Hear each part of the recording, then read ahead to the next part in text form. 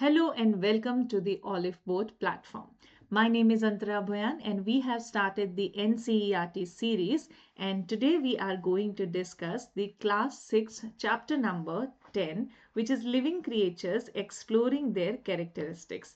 You can refer to the playlist for the previous lessons, and to be updated with a notification about the future lessons, please consider subscribing to the channel. Let's go ahead with our today's discussion about chapter number 10, Living Creatures Exploring Their Characteristics. And by the time they will come to chapter number 14, 15, they will start with human physiology. So we will slowly and gradually move to advanced level as well. Now, if you look into a shell, then I hope all of us understand that once upon a time they were living, or even at that particular stage also, if we just look them from the top, we will not be able to identify whether they have the snail inside or it is not there anymore and just the shell is there. So what are these stages of life? Are they living at that stage also? Are they not? So about all of these things we are going to study in this particular chapter. Now this is the difference between the movements in living and non-living. If we see a bird which is flying, then the bird is also moving, and if we see a car which is racing on the road, then that car is also moving. But what makes the difference? Why do we say that this pigeon is living and the car is not, though both of them are living? So for that we need to know what are the characteristics of life. We also have 10 multiple choice questions for you in this lesson itself, so that it will help you to remember and retain the things. Okay, so the clue is that only motion is not enough. There are other things as well which are required. If we look into a puppy, then the puppy is in motion. It literally moves from one place to another place. So that is how the motion is quite visible to everyone. But if we look into plants, then we will see that some plants will clearly show the movements. Like, say for example, the Drosera trap insects with motion. The Drosera plant is an example where we will see the movement. If we consider the Venus flytrap, then the Venus flytrap will also properly show that, okay, there is a flower, the insect will go inside, it will close the flower, and the movement is quite visible. We can see that in touch me not plant, in amla plant, in sunflower plant, they will show some response to the sunlight and they will show the movements accordingly. If we take the simple example of a climber, then it climbs around another tree and it shows the movement like that. So for that, nature has given different organs to different, say, plants and animals. If you consider the Drosera, then in this case they have this sticky hair. This sticky hair will help them trap the insect, and that is how they feed on them. These are known as insectivorous plant. The Venus flytrap is also known as insectivorous plant. Otherwise, what we know is that green plants, they do photosynthesis. They are autotrophs, so they make their own food. Now, if we see that the flowers open and close with respect to, say, sunlight, the 9 a.m. flower, the morning glory flower, they will bloom in the morning. Then there is the some flowers which grow or which bloom at the night time, and in the morning they will not bloom. You will not see them blooming in the morning time. Say Rat Kirani is one such flower. So this kind of differences with respect to sunlight is also seen, or movements are seen. In case of climbers also, we can see that they will get a tree to climb, they will get whatever is available to climb, and based on that they show their movement. So this movement are characteristics that it is a basic characteristics of life, though it is properly visible like in case of puppy, or it is there in case of plants, though plants do not literally shift from one place to another place. So the fundamental process of life begins with growth, respiration, excretion, and nutrition.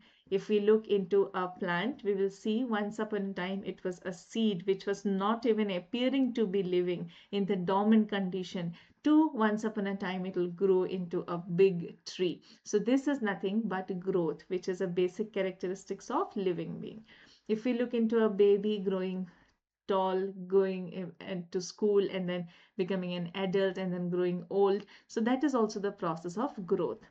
Now, for this growth to happen properly, we will need the nutrition, we will need the food, life will require energy, and from that food, the growth and development will happen. Also, if food is there, then excretion also must be there. Then in this case also we will see both plants and animals, they excrete. In case of human beings, say there is the complete dedicated digestive system for nutrition, respiratory system for respiration, the excretory system for excretion. There are specialized organs in different organ system for doing this different tasks. Now, if you see that in the animals, in case of humans, there is the proper excretory system where from the blood the urine is separated, the uric aciduria component is separated, and how that works properly.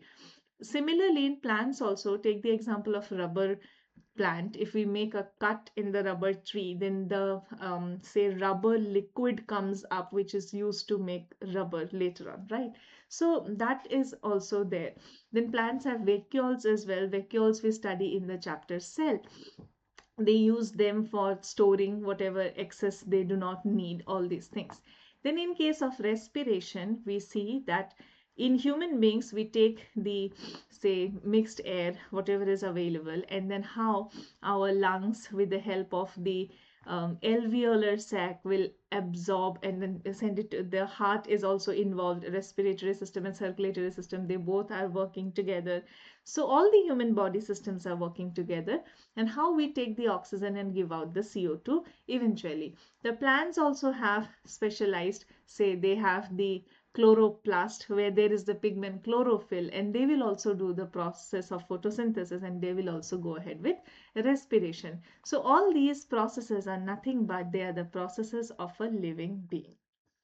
Now, let us attempt a question. Which of the following best explains why a car is described non-living even though it can move? It requires an external source of energy like fuel. The movement is controlled by a person. It is made of metal and plastic instead of cells. It does not grow, respire, or reproduce. So we have seen that growth, respiration, and reproduction, all these are characteristics of living, and obviously non-living does not have it. Now, if we look into the life senses, its world, and ensure its future, then let us look into the touch me not plant. If we touch a touch me not plant, it will just close its leaves. What is this? It's similar to if we touch a hot pot, we will remove our hand instantly. So just like in case of humans, we feel that, okay, this is hot, we have to remove our hand, and instantly we will remove it. Similarly, plants also respond to stimuli. That is, living beings, they react to stimuli. And that is why this touch me not plant will close. Also, not just this case, there are various other cases also with respect to sunlight. If we take the amla tree, then the leaves will close by the evening. If we take the sunflower, then it will also show the movement. So there are various other such kind of movements which we see, and various other responses to stimuli, to sunlight, etc. Now see, all living beings, they do reproduce, and if you take the example of a bird, then the bird also tries to feed its babies. Similarly, the mammals are taking complete care of their babies, and this is nothing but they are creating the next generation. They reproduce, and mammals specifically take care of their babies. Kangaroos, they give birth to premature babies, so they have a pocket specially to carry the young ones. So that is how this entire, say, life on earth is going on, and different species are taking care of their young ones. Now, what are the 7 characteristics of life? These characteristics are movement, as we can see both in plants and animals, growth, nutrition, respiration, excretion, response to stimuli, and reproduction. So if we say that they are characteristics of life, that means both plants and animals, anything that is living will show these characteristics. It may not appear at times, but it is there, though it may not literally be shifting from one place to another, right? So now let us look into the case of a seed. What is a seed? Is it living or is it non-living? It will not appear to move, breathe, grow, or any kind of, say, characteristics which we see with the characteristics of a living, right? And even if we touch it, there is no response.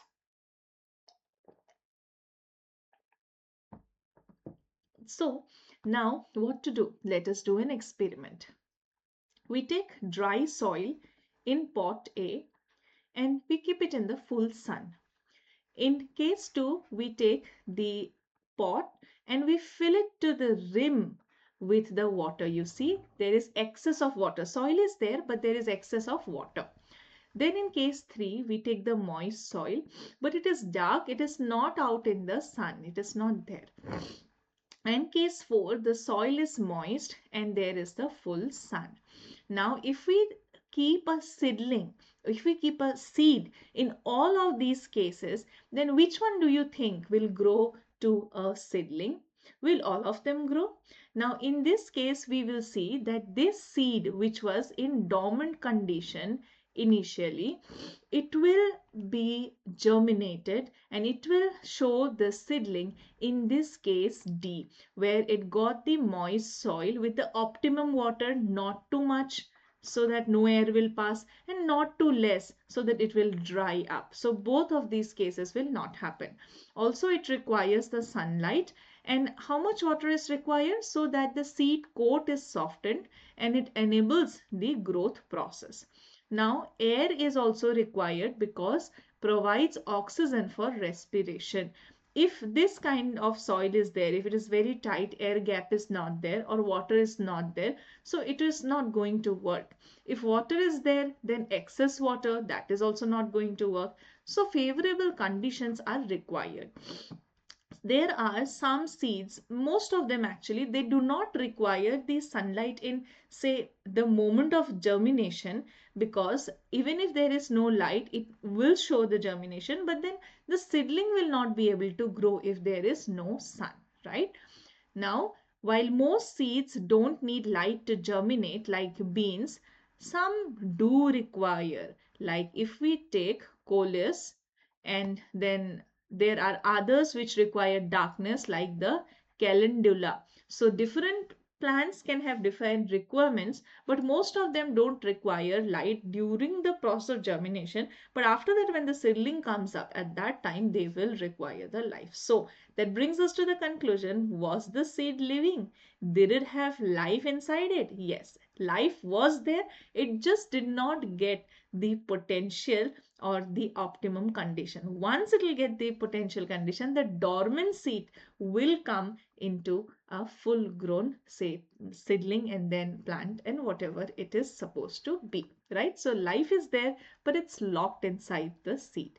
Let us look into an example based on the experiments described for seed germination. What would likely happen to bean seeds planted in a pot with excess water where the soil is completely submerged? So what will happen in this case? Remember, the soil was completely submerged in case B and there was excess water. So what will happen here? The seed would only germinated if placed in a dark location. We had seen dark one also did not. The seed would not germinate because they would not get enough air, because there is water on top. They will not get enough air.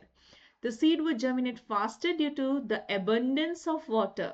No, abundance of anything is bad in life with respect to the conditions, of course.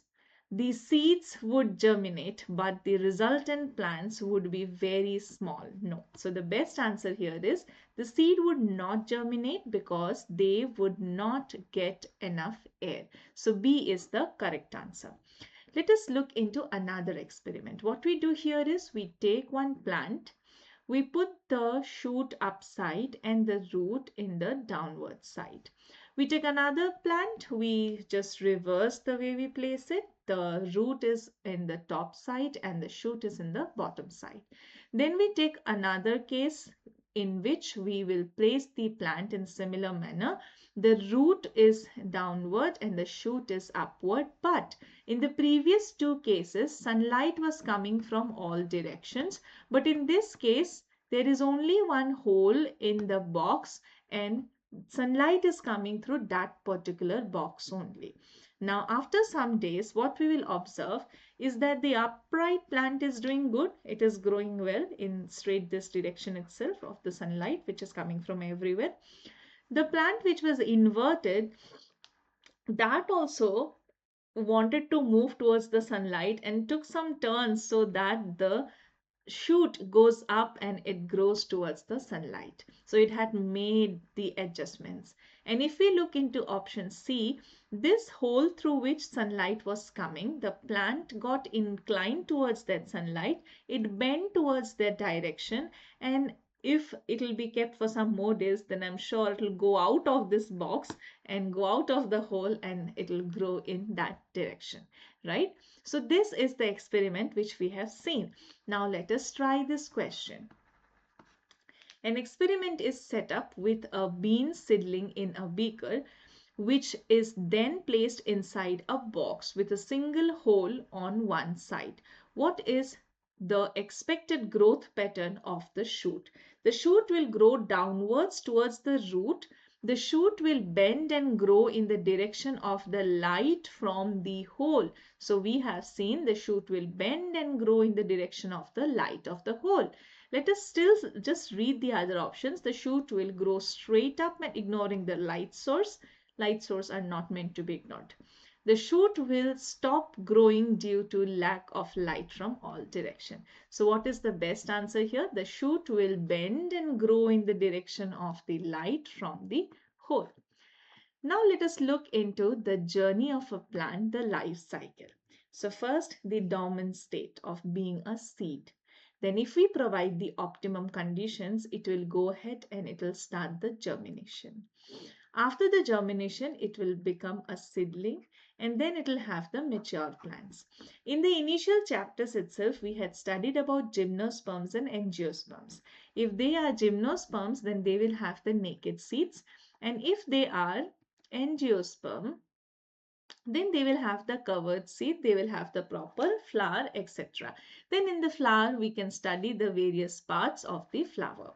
After that, after the mature plant stage, it will show the reproduction and we will get the fruits and vegetables that we want to eat. And after all these processes complete, since plant is living, so the plant will die at some point of time or the other. So that brings us to the complete life cycle of a plant. Now let us see about the life cycle of animals. Have you ever noticed that there are some animals where the newborns are not at all looking similar to the adults? Look at the butterfly. A butterfly will appear to look very beautiful, but have you seen a caterpillar? Does it look as beautiful? Okay, let's not judge whether they're beautiful or not. I see that this caterpillar is also very beautiful. So let's not do that to the animals at least. So they are basically different. They have different colors, different structures. In fact, their habitat is also different, right? So how this happens, this is known as metamorphosis. This is known as the phenomena of metamorphosis. This is nothing but metamorphosis, or how they have changed, how they have transformed when they have become adult based on the new conditions and the new situations. So during their life, the body shape, structure, and even their habitat can change dramatically. The young ones, maybe they will not look anything like the adults, and they have the different stages like larva, pupa, etc. In case of mosquito also, same, there are different stages. In case of a frog also, there is different stages. We will study, say, tadpoles, and tadpoles will always live in the water because they do not have fully grown lungs.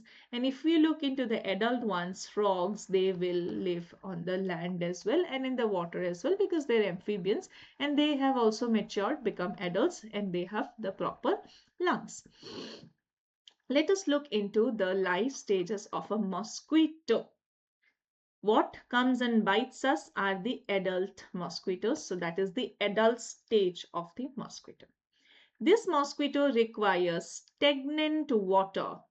Flowing water is not the place. It will require stagnant water to give these eggs. These eggs will become the larva. The larva will become the pupa, and then the adult will emerge, and then there will be the mosquito. So this happens in stagnant water. That is why it is said specifically that there should not be any stagnant water in the garden, in the flower pots, in the say whatever the air conditioners, the um, basically what do you call air coolers. You should not have any kind of stagnant water holding, because this can give rise to the mosquitoes, and then there are diseases like dengue, chikungunya, etc., right? So the mosquitoes dependence on the stagnant water for the first 3 life stages.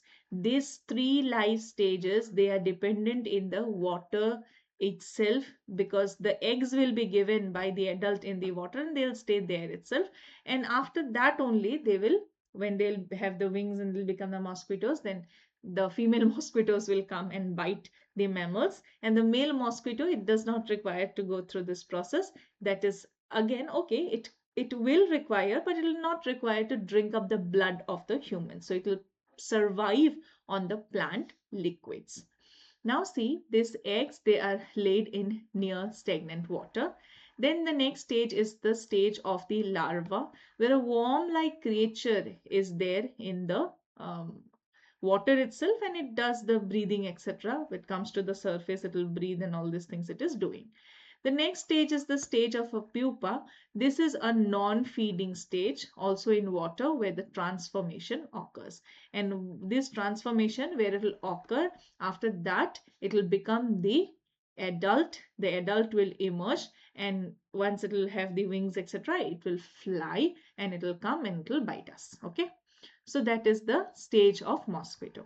So having seen this, I hope now you can answer this question. Try that in the comment section. What is the correct sequence of the 4 main stages in the mosquito's life cycle? First is larva, not possible. First has to be egg. So first is egg. Now there's 3 options. And then the last has to be an adult. So you are left with 2 options. So we have egg, larva, pupa, adult. These are the 4 stages of the life cycle of a mosquito. So D is the correct answer.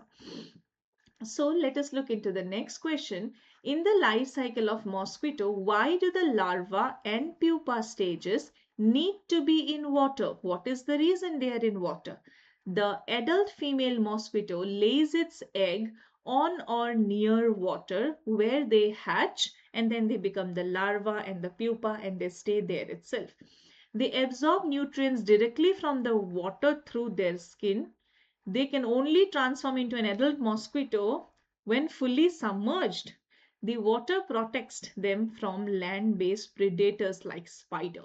So the correct answer here is option number A, that because the adult female mosquito has laid the eggs on the stagnant water or near the stagnant water, so that is the place where they will hatch and they will stay. Okay. Now let us look into the case of frog, the frog's journey, the frog's transformation from water to land. Let us look into the stages. Stage number 1, of course, the frog will give the eggs. So that is there, of course. So stage number 1 is spawn. What is this? This is the stage where a cluster of, you can see, jelly-like eggs, these are laid in the water. Okay. Then these eggs, they will convert into number 2, the tadpoles. When the eggs will hatch, then what will come out? Tadpoles will come out. They live entirely in water in the tadpole stage. And in water, what is required to breathe? Gills are required to breathe. And for swimming, what is required? A tail is required for swimming. So this is how they will stay in the water. Now, at this stage, for land breathing in the land, they will require the lungs, right? So, here they are not breathing in the lungs. So, the lungs are not fully developed. The gills are being used for, say, the exchange of gases for breathing. Now, look at stage 3. Here also, this tadpole, it is, say, tadpole only, but it has developed these legs this has been developed in this case. Okay. And in the next stage, let us consider this as the similar stage. So let us number this as 3. In the froglet stage, what happens is the frog, it still has a tail for that matter, but it has developed the lungs properly in this stage. And you see, previously only these 2 legs were there, but now it has properly developed the legs, and now it can enjoy on the land also. And in the stage 4, proper adult frog is there. Now it will not swim as such, right? It will just jump. So they are aquatic though. And then this tail, as you can see, it is no more. The tail is gone. Also, these legs needs to be strong enough. So they will have the strong legs so that they can do jumping from one place to another place. The frog lives both in the land and in the water. So these are the stages of the life cycle of a frog. What we have seen the spawn stage, then the tadpole, then the tadpole with the front legs, and then froglet, and then the adult frog. Let us look into a question now. What is the primary function of a tail in the tadpole stage of a frog's life cycle? So we have seen that there was a tail in the tadpole stage itself. What was the function of that tail? The question is asking. It attracts mates once it becomes a froglet. It helps it swim in aquatic habitats.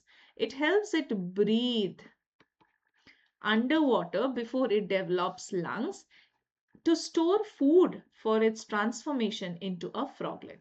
So what is the reason behind the tail?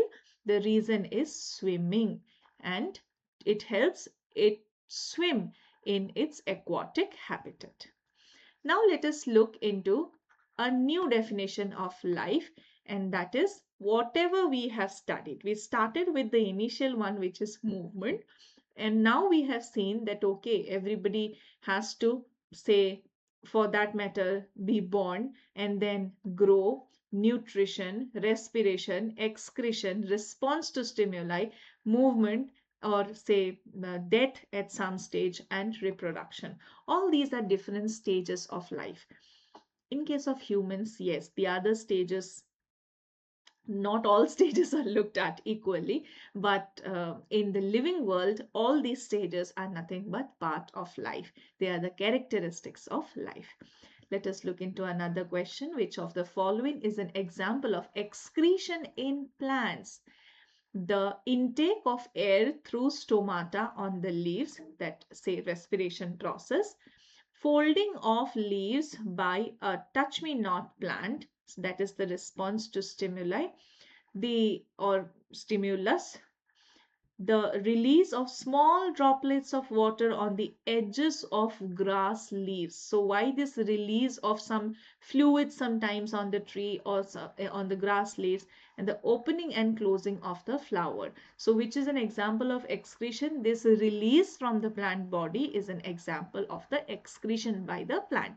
In human beings, there can be, say, urine, there can be sweating. So this release from the body is the hint that can be used. Look at the next question. In a germinated seedling, if a germinated seedling is placed on the site in a pot, okay, if a germinated seedling is placed on its site in a pot, how will the root and shoot grow over the next week? The root will bend to grow downwards, and the shoot will bend to grow upwards.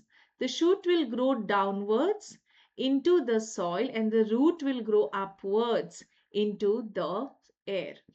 The entire seedling will grow downwards due to incurrent orientation. Both the root and the shoot will continue to grow horizontally. So they're asking if it is placed on its side like this, on its side like this, if it is placed, what will happen? Eventually they will make the adjustment as we had seen in the diagram, and they will bend and they will grow. Say the root will grow downwards and the shoot will go upwards. So this is how the growth will happen.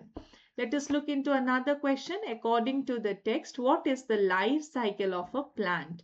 The process of flower developing into a fruit, the daily process of a plant opening its leaves to sunlight and closing them at night, the time it takes for a seed to absorb enough water to sprout, the entire process from a seed growing into a mature plant that produces new seeds. So we have seen, just like life cycle of any other animal, plants also have a life cycle from seed to mature plant, and then finally it will also give new seeds. Next question, a chewy mooey plant or a touch me not plant folding its leaves when touched and a person pulling their hand away from a hot object. These are both example of essential characteristics of life. So what is that characteristics? Is it growth? Is it excretion? Is it reproduction? Or is it response to stimuli? So we know that it is response to stimuli, because of which the touch me not plant will fold its leaves, and in case of humans we will draw away our hands.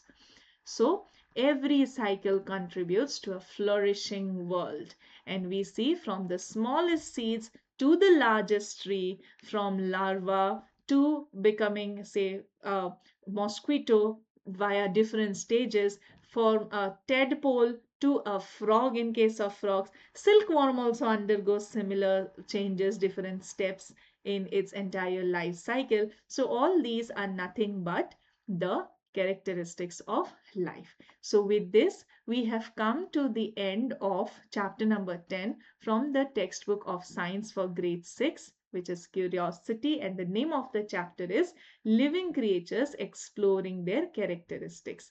In the next chapter, next class, we will study Nature's Treasures, which is chapter number 11. So that's all for this particular class. Take care, stay blessed, bye-bye.